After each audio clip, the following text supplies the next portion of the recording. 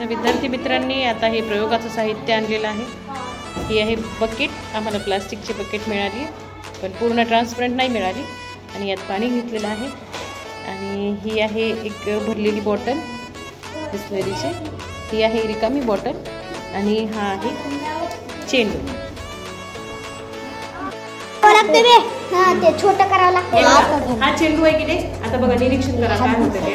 हा चेंडू मी कुठे नेला? खाली. हा तळाशी नेला आणि काय केला? सोडला. कुठे आला? वर आला. आता मी याला कुठलंही बल लावलं का? नाही. बघा आता मी फक्त त्याला खाली दाबतीये हो की नाही चेंडूला आणि तो काय करतो तितक्यात उसळून वर येतो. आता ही क्रिया परत परत करून पाहायची. हे बघा कळलं? हे जे बल आहे याला प्लावक बल म्हणतात.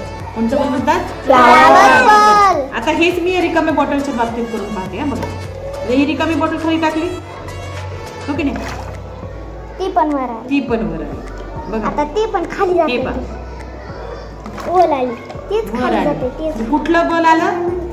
प्लावक बल. कुठलं बल आलं? प्लावक बल. आता ही बॉटल भरलेली आहे. ही बॉटल ठेवू ना. बघा काय होतं. बुडाली का? नाही बुडाली. तळाशी गेली का? नाही. आणि वर पण आली का? नाही.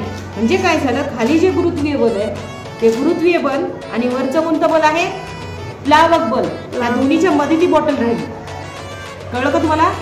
खाली कोणतं बल आहे? आता मी हा चेंडू फेकला खाली येतो की नाही. म्हणजे या पृथ्वीवर कोणतं बल आहे? गुरुत्वाकर्षण बल. गुरुत्वीय बल ती काय करते? प्रत्येक गोष्ट स्वतःकडे खेचते हो की नाही. कळालं?